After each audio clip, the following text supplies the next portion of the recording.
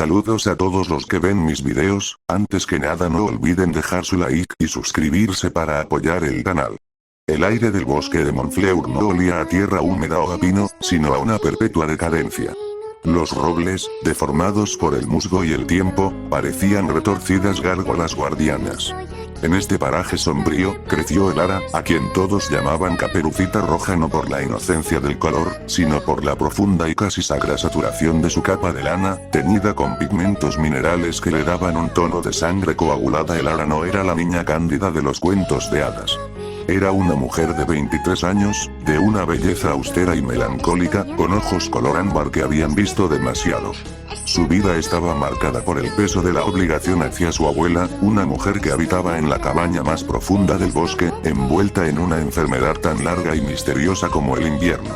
Se susurraba que la abuela no estaba enferma, sino poseída por un mal antiguo, y que su casa era un vórtice donde las leyes de Dios y del hombre se desvanecían. Ese día, la madre de Elara, una mujer gastada por el miedo y la resignación, le entregó la cesta.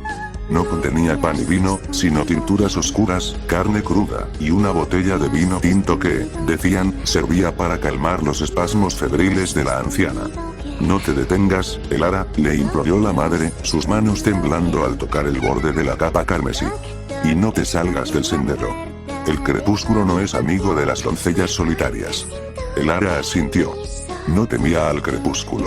Lo sentía como su verdadero elemento a mitad de camino, donde la luz del sol se filtra por las copas de los árboles en haces enfermizos y polvorientos. Elara notó la interrupción del silencio. Era una respiración profunda, poderosa, y el chasquido controlado de una pisada sobre la hojarasca. Él apareció ante ella como una sombra esculpida en la negrura del bosque. No era un lobo, no al principio. Era un hombre alto, vestido con pieles toscas, con un rostro cincelado por la dureza y una boca que dibujaba una sonrisa lenta y depredadora. Su cabello era negro como la tinta, y sus ojos eran de un verde casi dorado, brillantes con una inteligencia salvaje. ¿A dónde va una mujer tan bella y valiente, sola en esta hora de espectros?, preguntó él, su voz un murmullo grave que acariciaba la humedad del aire.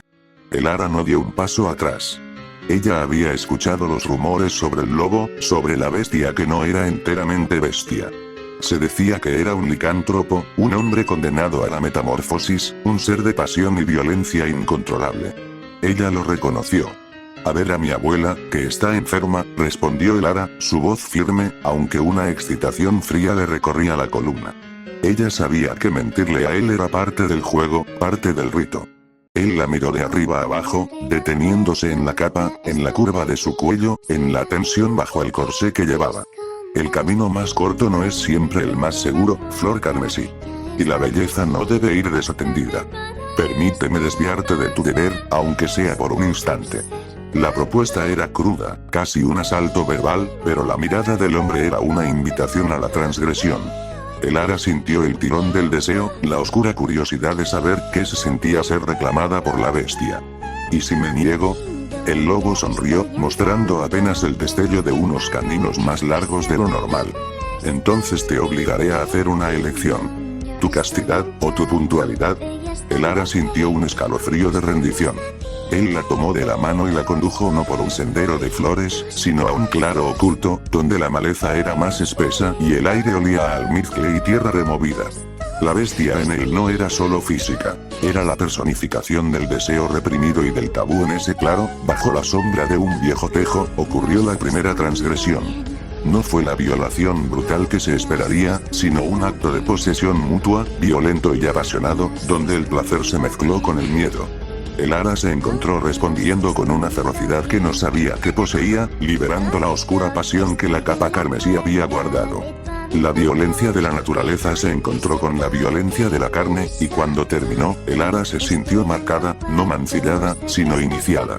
Ahora, siseó el lobo, su aliento caliente en su oído, su cuerpo aún pesado sobre ella, tengo un hambre que solo tu abuela puede saciar.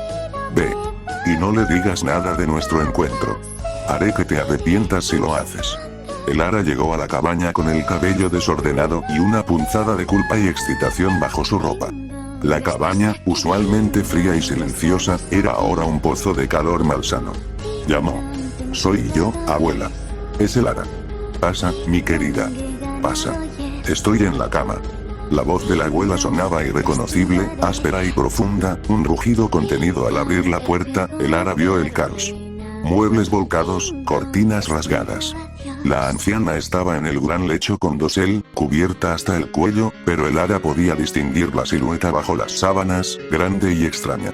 Un olor metálico, a sangre, impregnaba la habitación. Se acercó, llevando la cesta.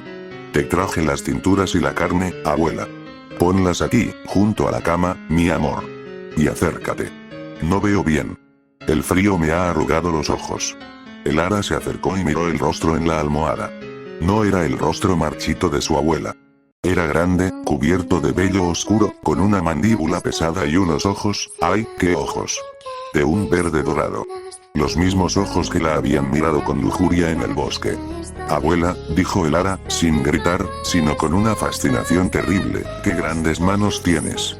Una risa ronca, áspera como la corteza, retumbó. Son para abrazarte mejor, mi niña, y mantenerte cerca. ¡Y qué boca tan grande! Para comer, dijo la criatura, y en un movimiento rápido como un látigo, el lobo se deshizo de las sábanas.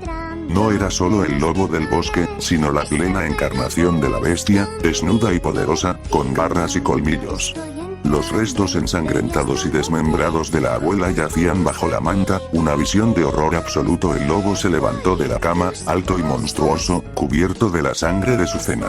Se acercó a Elara, la sombra de sus orejas puntiagudas cubriendo su rostro.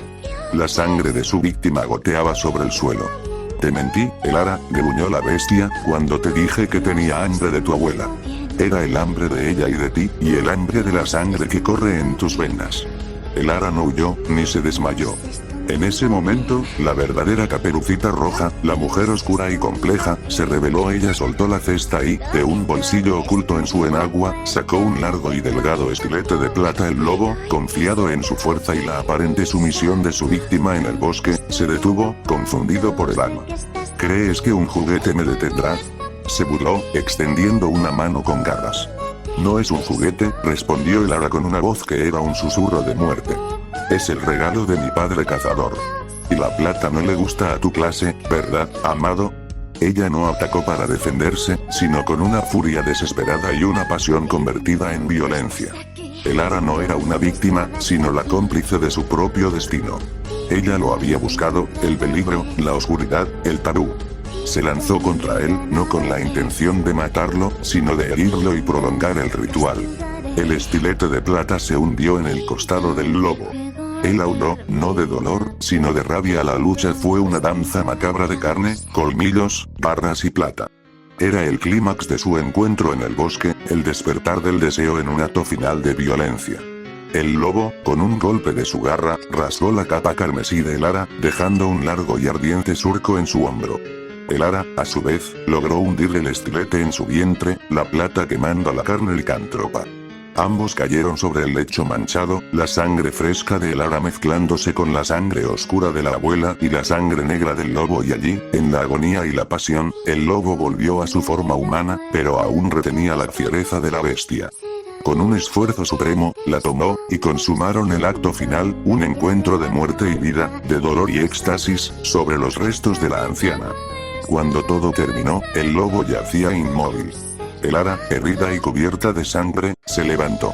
Su capa carmesí estaba destrozada, su cuerpo marcado por el amor violento de la bestia. Pero ella no estaba muerta, ni siquiera lamentaba lo que había sucedido. Miró al hombre muerto en la cama. Una sonrisa lenta y terrible cruzó su rostro. Él le había dado lo que el mundo nunca le dio, la liberación a través de la transgresión. Y ella había cobrado un precio terrible por su libertad y la de su abuela. Elara se sentó al borde de la cama, usando el cuchillo del cazador para desollar la piel del lobo de su cuerpo. Era una tarea laboriosa y sangrienta. Al amanecer, no fue un cazador quien encontró a Caperucita Roja, sino el primer rayo de sol entrando por la ventana rota. Elara no estaba. Solo quedaba la cabaña, el olor a hierro y podredumbre, y el gran lecho manchado de carmesí. Sobre él, cuidadosamente extendida como una mortaja, estaba la capa de lana de Elara, ahora completamente saturada de sangre, y a su lado, la gran piel del lobo. Desde aquel día, Elara se convirtió en una sombra del bosque. Algunos dicen que heredó la maldición del lobo, que lleva su piel como un trofeo o una segunda piel. Otros, que simplemente se convirtió en el bosque mismo, la encarnación de su peligro y su seducción. Lo único cierto es que la capa carmesí ya no era una simple tela, sino el testimonio de una devoción a la oscuridad, una reliquia de un pacto entre la mujer y la bestia. Y cada crepúsculo, en el límite del bosque de Montfleur, se podía escuchar un aullido solitario, mitad lamento, mitad promesa. Bueno jovencitos, así termina el capítulo 1 de los cuentos macabros del Señor Oscuro. Muchas gracias.